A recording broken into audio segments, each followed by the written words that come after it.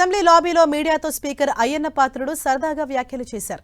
11వ తేదీన ఆ 11 మంది 11 నిమిషాలు ఉండి వెళ్లిపోయారుగా అని మీడియాతో స్పీకర్ అయ్యన్న పాత్రుడు అన్నారు.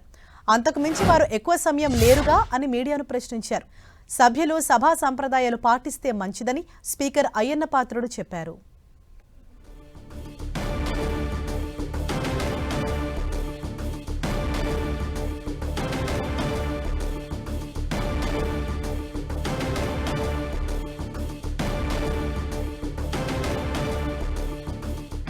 అసెంబ్లీ లాబీలో మీడియాతో స్పీకర్ అయ్యన్న పాత్రుడు కొన్ని సరదాగా కమెంట్స్ చేశారు.